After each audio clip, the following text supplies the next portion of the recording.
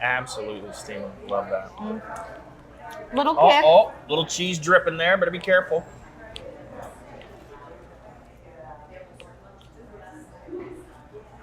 That is incredible.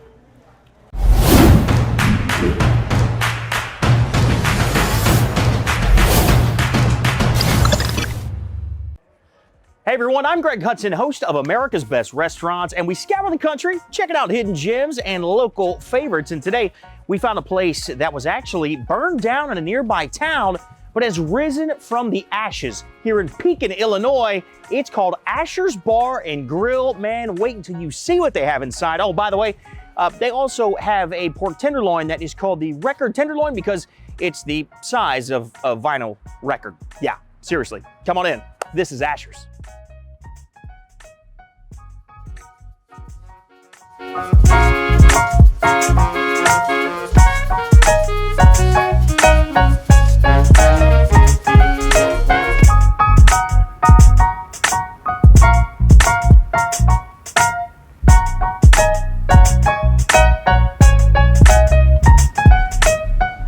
Ashley, how are you? Hi, good. How are you? Very good, Welcome. very good. Oh my gosh, great to see you. Yeah, nice to see you.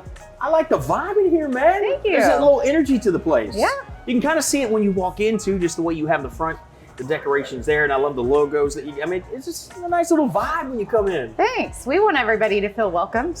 Well, I'm looking forward to this today, and I've done my research, done my homework, as I often do, and you guys make a ton of stuff from scratch here, Yes. from what I've researched. Yep. Almost everything we make is in-house or from scratch. There's just a few appetizers that we buy frozen. Everything else is made Other in-house. than that, though, you guys are doing it the right way, right? Oh yeah. I mean, nobody wants frozen food. No. Well, speaking of not being frozen, what about these? Are these? What is it? First of all, what are these, and are they made from scratch? These are definitely made from scratch. These are a must try. Okay. Super popular with everybody. These are our Asher bombs. Asher Bomb. Yes. So Ooh. it's a seasoned hash brown mixture.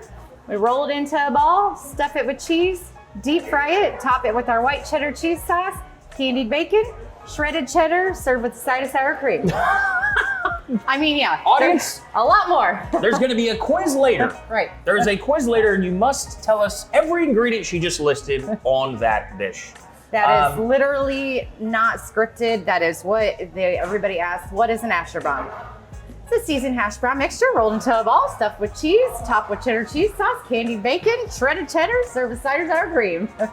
Jeez. Oh, well, listen, let's go. I mean, they're not Yes. going to eat themselves. No, they're not. They're amazing. Oh, a little cheese on it. See, I like to smother mine in sour Here, cream. hold that for you. Oh yeah, there you go. All right, Are we cheers. cheersing? All Here we go. right. I'll get a little sour cream on there. Mmm. That's fantastic, man. No, that's the bomb. See with the action. That is the bomb. No question about it. Whoa, that's good. Wait, what is It's Colby Jack cheese in the middle? in the middle. In the middle of the potato. Yeah, rolled in a ball, stuffed with cheese. I thought it was covered with cheese. I already Oh, failed the quiz. It's covered I with already cheese failed as the well. quiz. I thought it was tough. Come here, look at this. This is inside the potato. Please. Gooey cheese inside of the potato. Uh-huh. What a surprise that is. Oh man, this is rich. They're almost a meal in themselves, even though they're an appetizer. I have some people that are like, I really want the Asher bombs, but I can't eat that much. So I'll go, they pair really nicely with the side salad. That's how I would have to do it. Okay. We need to unpack a lot here before we move on. We're gonna unpack. Number one, those hash browns are seasoned beautifully. Yeah, they're amazing. Those, I mean, hash browns can be extremely bland or extremely greasy if done incorrectly. Not only are you doing something completely unique with the hash brown, the seasoning on there, you guys don't skimp on that. No, and they come prepackaged. It's a dehydrated hash brown. Okay?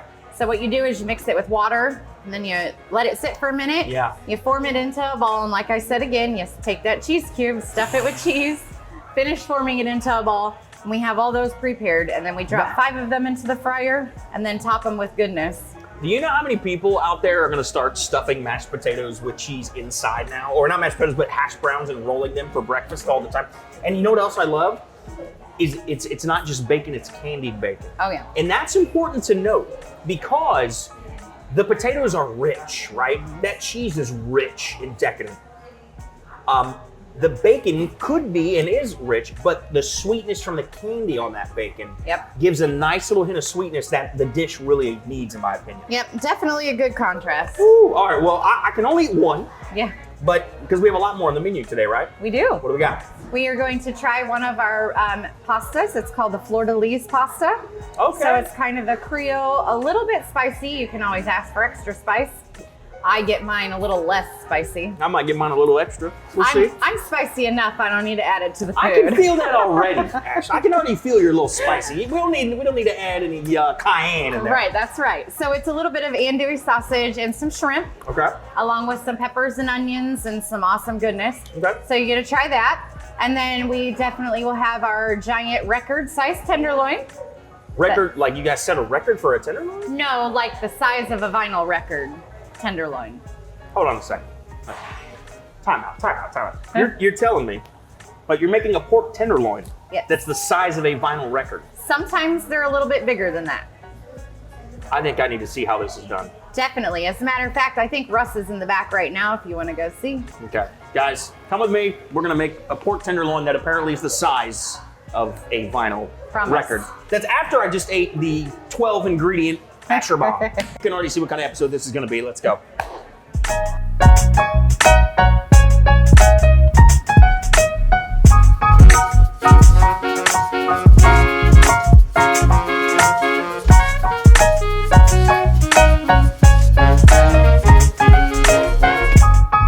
All right, we're back. We're at the Tenderloin station. This is Russ. Nice to meet you, brother. Nice to meet you. And you guys, this is a big deal. You guys have a whole station just for the tenderloins. Yeah, it's we have a one man that pretty much is back here all day and all evening that's making tenderloins all night. I mean, we're going That's his full-time job, man. He comes back here, he makes tenderloins. That is a job title here. We have guys that got hired on as literally just a tenderloin maker. All of our cooks and our kitchen staff do know how to make them. However, we do sell so many of them that I can't pull cooks off the line to make them, so we have a guy that sits back there. That leads me to the question I was getting ready to ask you, and I'm sure a lot of you watching had the same question.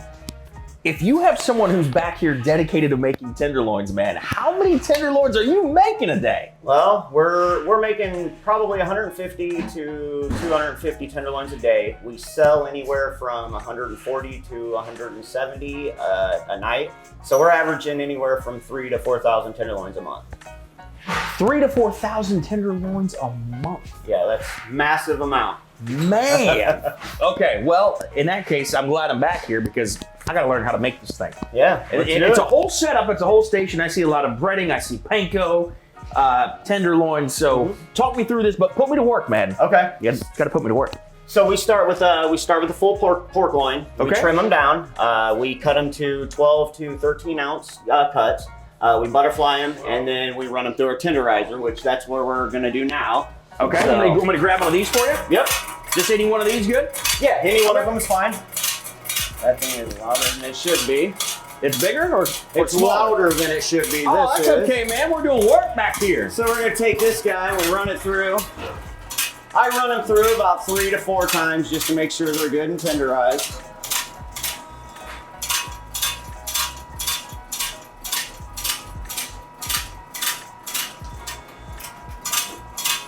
So when it gets to about that stage there, that's when we're gonna bring it over here to the batter. I'll hand that off to you. Oh, okay, so you're just gonna dust it in our batter, which is a flour, salt, pepper, and some secret ingredients is what makes our batter so good here. So flour, salt, pepper, and I can't get into the rest of them. I tried. So am I dropping the whole thing in here? Yeah, you can just drop it in there. You're just gonna dust it on both sides. Just kind of press it into it a little bit. And then we'll bring it back over to here. Okay. And then we cover it. I use our to-go bags. It just helps the tenderloin from ripping apart. Sure. It just helps it together. So we'll take it here and we smash it. You want to go in like nice even strokes. So I start in the middle, work my way out one side, and then I go the other way. Okay. And I'm not trying to beat it all the way flat too. You know, I'm just trying to give it a little bit of, I'm trying to press it a little bit and give it a little more size. That way you don't have to press a whole lot onto the pan. So, and to me, this is kind of an art because it's called the record tenderloin. So you're trying to get that record size, Yes, right? Like, exactly. like a vinyl record. Yep. But you got to do it without breaking the tenderloin. Yes. And oh, by the way, you need to do about 3,000 to 4,000 a month. Yes. But no pressure. No you know, pressure. it takes a little while to get used to. Well, let's go, man. Let me see what we're doing here. All right, so I'm just gonna flatten it out. You're starting there in the middle. Yep, starting in the middle, working my way out one side. And I always kind of feel it just to make sure you don't have any uneven spots in it. So Okay. then I get to the end, and then I'll feel over here, and I'll start my way back this way. Can I get my mitts on the bottom there? Yeah. Okay, so I'm gonna see you. So you're feeling the top here. So Oh, it's nice. It's even. Yes. Yeah, and I see why you start in the middle now too. And you can feel press that out that way. Yep. And we're still fatter on this side. Exactly. You want it to be even. That way, when you bread it and you go to cook it, you don't have some thicker pieces and some thinner that they cook uneven. Let me ask you this. This might be like a nerdy technical question, but I love this stuff. Do I let the mallet do the work here, or do I need to give it a little something? You don't really have to. This is heavy. The mallet's heavy enough that Yeah. if you just kind of give it a whack, it's going to flatten it out. Okay, yeah. Because that's where some guys get them wrong, is they try to hammer it like they're hammering a nail on a job Right. site, and that's too much. And that's what so. because as I'm doing this, I'm like, whoa, this doesn't need much behind it. Just Right, let no. it do the work, right? Yes. Okay, so I'm gonna just kind of let this happen.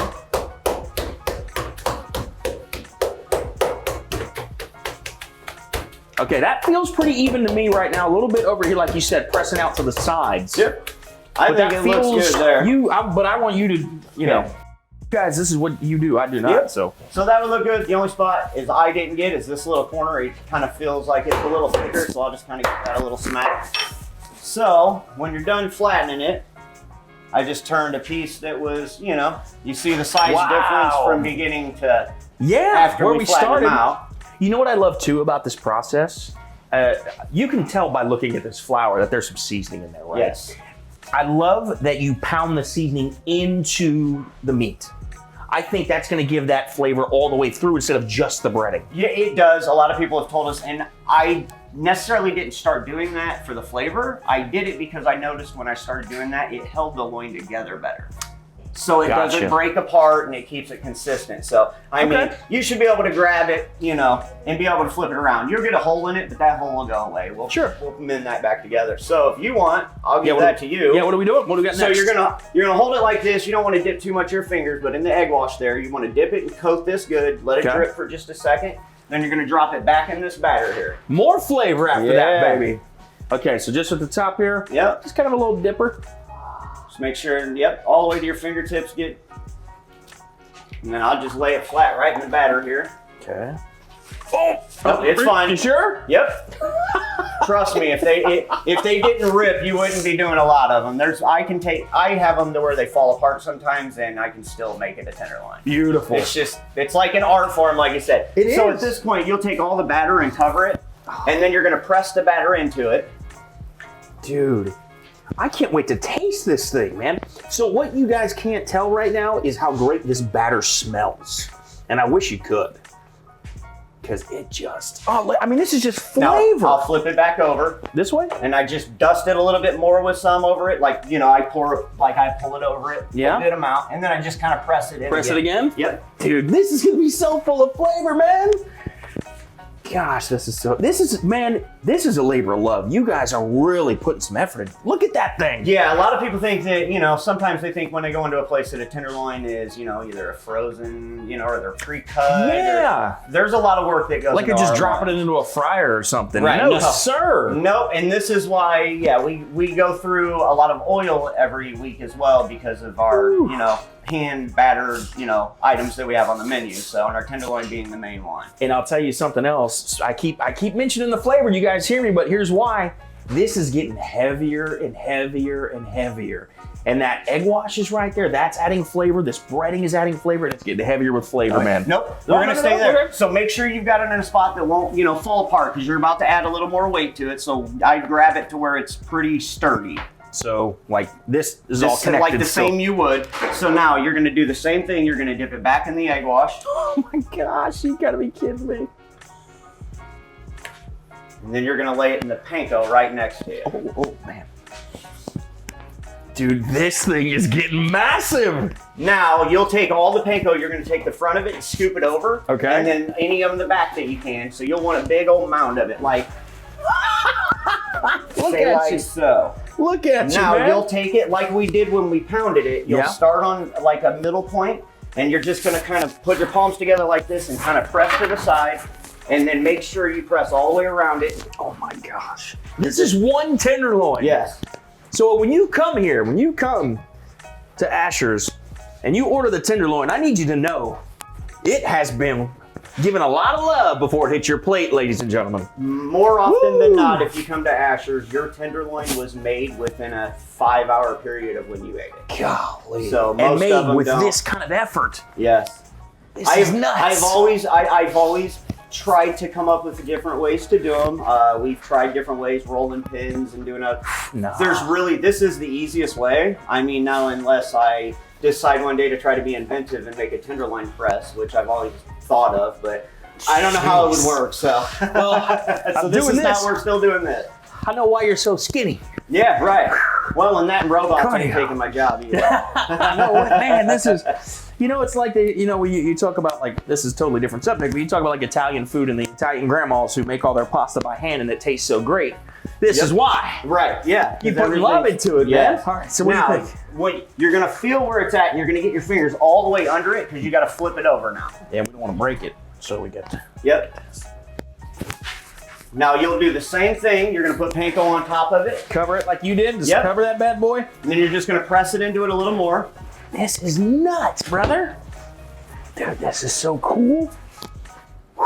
And then when you get that pressed in, which you're probably good there, you'll Yep. pick it up the same way, but kind of let some of it fall off of it, the panko. Just kind of let it shake off. Yeah, Okay. not all of it, just some of it. And then you're going to put it right here on this pan. It is getting record size, man. Get out. So even if you can leave that on there, just slap it right there. This is the craziest thing ever. Oh my gosh. So now at this point, you can see that some of it is broken apart, Sure. some of it's falling apart, Yeah. and then what everybody wonders, how do you get it back? Yeah. So, Exactly. I was just gonna ask you so the I'm same gonna flatten question. it out. I'm gonna take the piece that broke, I'm gonna push it a little closer, and I'm gonna kind of pinch it together. Okay. I'm just gonna kind of mend all this back together, like so.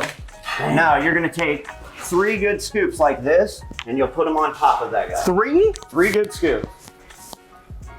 Now, the more panko you have on it, the less you're gonna have a chance of ripping the tenderloin. So the more panko, you're spreading it out on an even plane instead of like pushing down on one spot that has nothing and making the meat paper thin. So Okay. that's why I do a lot of panko. I do a big old pile on it. Gotcha. So let me do this. That's why I did one pile. Here's 2, and just spread it around. You No, said? I just pour it all in the middle. Okay. So I do them like. Yeah, give me one more. Show me. There you go. Well, you put. Oh, what? So I'd have about that much. So then I take like it's shredded cheese on a pizza. I just kind of evenly spread it out. And then Beautiful. you'll start with this in the Okay. middle here, and you'll put your hands together, and you're just gonna do even strokes. So you'll go right down the middle here, then you'll come over to this side, come back this way, do the same on the end, and then come over here and do those 2. And then you'll shake the panko, you'll hold it, shake the panko off, and then you're gonna flip that over and do the same process, shake it off, and then you're done. So like this? Yep, just like that. Do it now. Hold on. Now, start if in the middle. Start in the Yep, edges. I start in the middle. Now, if you see it start separating here, I kind of take my hands and just kind of keep it. Push it together. Yep. That way you don't keep ripping it apart. Right. Which some of them are going to have tears in them. No tenderloin is exactly like the last one. But that means you've done it by hand. Right, You've done it the right exactly. way. If you get a perfectly round tenderloin, it's because from Send it here, back. it's because somebody really took their time to make that okay. shaped into a circle. So. Here, yes. Anywhere else. Oh man. Say about there's good. By the way, You'll want to hold your hand like as big as you can make your palm and just hold the loin and pick up the pan and just shake it into there. oh, like this? Now Yep. we're shaking it. This is nuts, Russ. Oh, I see what you're doing. Yep, you're getting all the extra off the top of it because you got to flip it over. But that's why you put so much on top. Yes. And then we can just shake this out.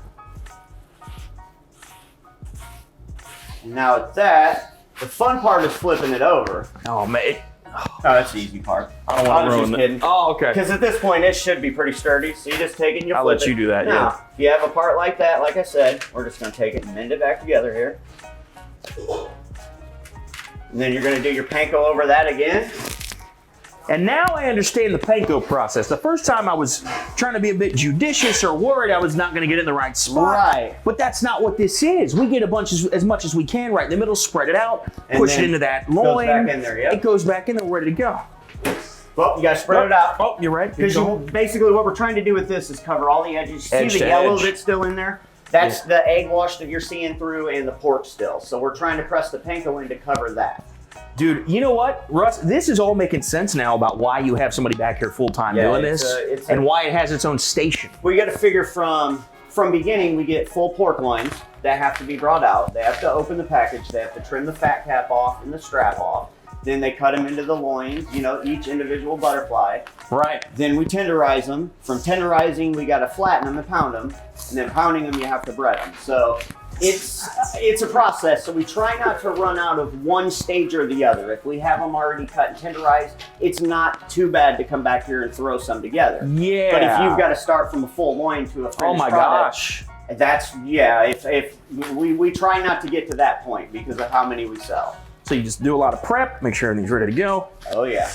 By the way, if anybody's watching, and I've got CPR classes on Sunday. If you want to come take some from me here, Right. I got you squared away. You definitely build upper body strength working here if you're doing a tenderloin. I think about that point. We good? You're good there, yeah. And so we you do do the the shake? same. So I'll show you how. So I always do Yeah. it.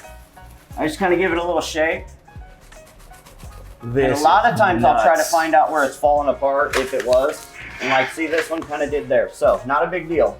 So it seems like it's going to be flimsy, but what we're going to do is when we put it into the fryer, Yeah. we're gonna put it in there, set a basket on it for a second. It fries it, it'll hold it together, then it doesn't fall apart. So there is a process to them. So are you telling right now we're finally ready to go. We're gonna fry it, and then we're gonna give it a shot. Yep, we're ready to go. All right. Well, I'll tell you what. Here's what we're gonna do. I want you to get a good look at this labor of love. Man, Russ, you taught me well, brother. This looks incredible. Well, you made your first record tenderloin. I did. And it looks good. I mean, if you need a part-time job, we got one. I might, brother. Hey, listen. I did my work here. I'm kind of scared to put it in the fryer. So how about we do this? Why don't we drop this bad boy? Okay. I would love for you and Ashley to sit down with me out there because the story here with this restaurant is just so incredible and unique. Why don't we sit down over a record tenderloin and tell some stories? Sounds like a All plan. right, brother. See you out there. All right.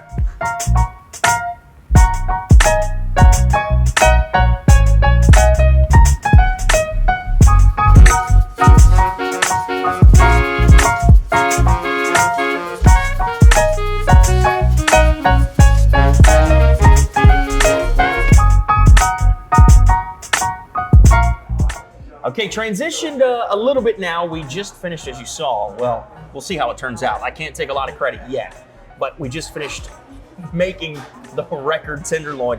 You guys put a lot of love into that, man. That yeah. was no easy task.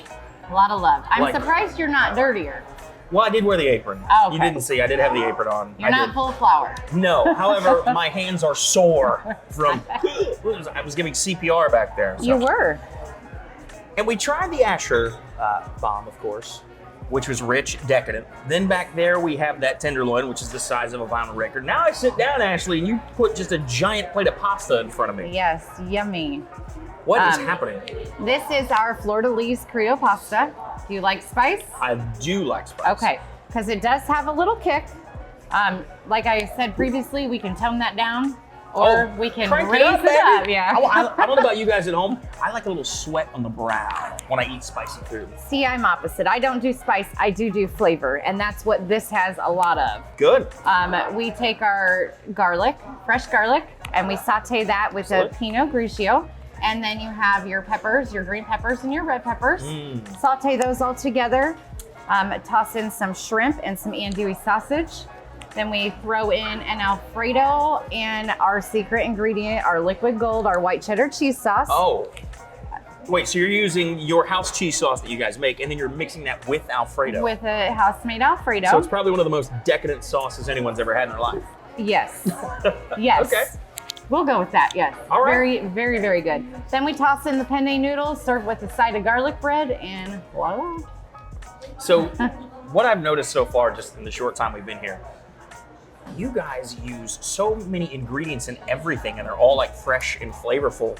And number two, you don't miss a beat.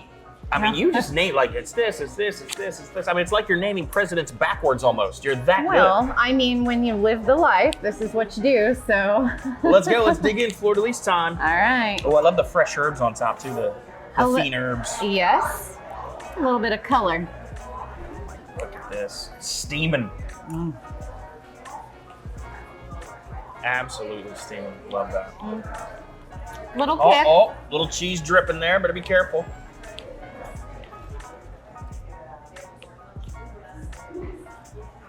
That is incredible.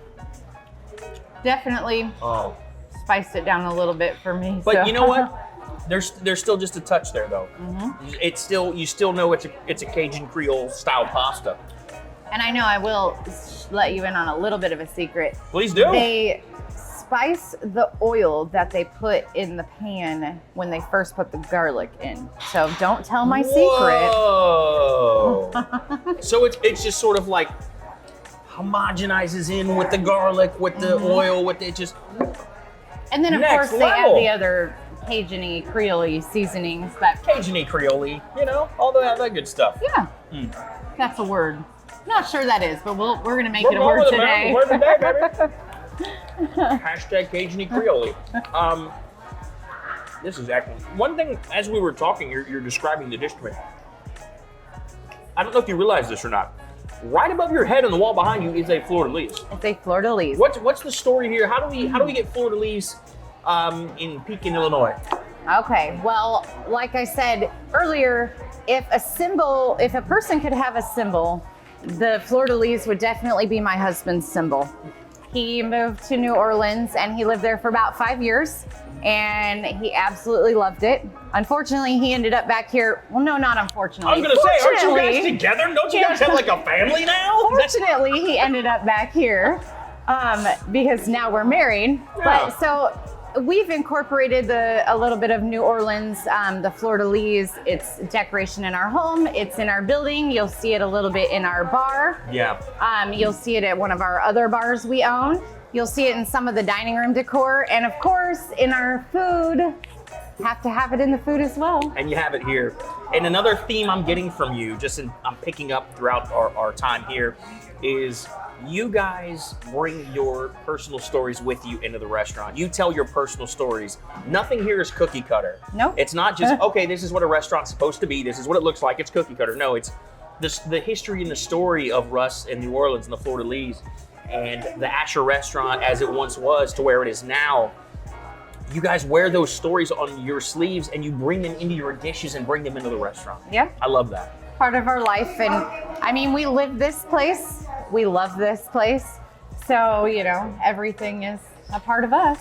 Well, as much as I would love to continue to sit and crush this Fleur de lis pasta, Russ is back there right now, and I'm sure by now he almost has that record tenderloin ready to go. And we're all going to sit down, we're going to taste it and see how it came out. I'm a little nervous. I've never made one of these before. You already saw, it is not easy to do. It is not. But I am excited to taste it. Well, good. I'm excited too. All right, we're gonna head over to the bar for a record size like this, like a vinyl record size tenderloin. Yes. Okay, I lied. One more bite. All right, we'll see you over there.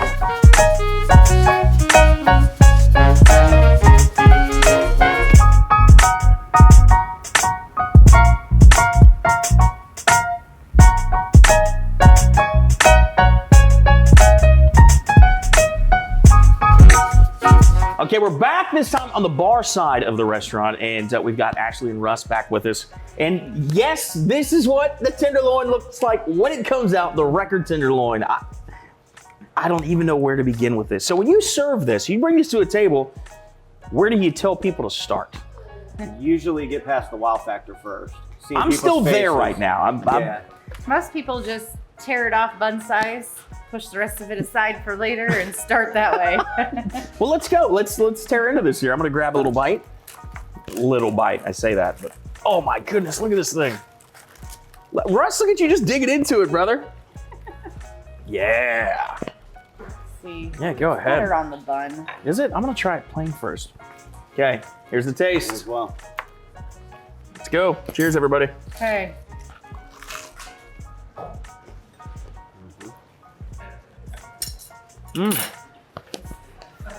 Man, everything that I thought was going to happen with that breading. Sorry, I'm talking my mouth full, everybody. My bad. Can't help it. So flavorful. So flavorful. And we were talking a little bit, actually you and I, this was sort of trial and error, the way to get the flavor this way. How'd that happen? We wanted a good tenderloin. Most tenderloins I eat are bland. Dry. Or... Yeah. So we tried, 6 or 7 different recipes. We cooked 6 or 7 different tenderloins, different recipes, set them on the bar. All the employees and us went to town eating them. And then we got to this one, which is the very last one. And everybody was like, nope, there it is, that's it. That is fantastic. So good. It's kind of one of those, it was, everybody unanimously was like, that's it. That's it. delicious. It was like, yep, we figured it out. We found it. But the process to get it to this stage after the flavor, though, that was an uphill battle. But here's what I want you to know, and you probably already know this, but I want all of you to know. You can taste the love in this. You can tell, well, clearly it's not frozen. Look at the size of the damn thing. Right. But the flavor is there. You can tell you guys are making this fresh all the time. Now I understand why you're doing 3,000 to 4,000 pounds a month of this stuff. Well, here's what I want to get into. We're here on the bar side, right, of the restaurant. This is reminiscent of the previous version of Asher's, right? Yes. Yeah. I really want to hear this story. It's Okay. it's pretty special. So we had worked together. That is where we met. She actually was my boss at the time. So we worked together. The owner of the place had I sold. just said she still is. Did you hear that? Sorry. Truth. I mean, you can't deny that. So, but we worked together, and then the place had sold, and it was closing, and we had tried a couple other places trying to find what was going to be home. Nothing felt like home, so we had a place in our hometown, Farmington, that had come available, and I said to her one day, "Hey, let's open a place." It was kind of a crazy thought at the time. We didn't, at first it was kind of like, yeah, haha. Well, then the next day we really started talking about it more, and so we decided to pull the trigger on it. Okay. So we get everything going. We're starting to do our remodels of the other place. COVID hits. So now we were set to have a grand opening in 2020. Yeah. And COVID hit, so we were forced to open to curbside dining, our grand opening. So It's been an uphill Grand battle opening, since the you'll see on the beginning. curb. yes. Yeah. So right in the door, we were thinking, man, did we, Uphill is this climb right from day time? one. Yeah. So we got hit with the COVID and that curbside dining. And then when the restrictions were lifted and you could have 50%, we had a hard time keeping it at 50%. Oh yeah, we got Because, slammed. Yeah, people were. So in a good way, you had a difficult time. Yes, That yes. makes sense, yeah. And so then from there, everything got back to normal. Well, So then, fast forward a year and a half down the road, Thanksgiving night, 2021? 2021, go almost a year ago. go back a little bit though about our Ameren shutdown and our walk-in. No, We had difficulties between the walk-in floor caving in. We were running too much power for the building we had. Ameren shut us down. We had people dining with flashlights because the power got shut off. And Well, they must love the food if they're sitting with a flashlight. Yes. Dining in the Yes. dark, it's a whole theme. We'll see you on Thursday. right? You know what I There mean? you go.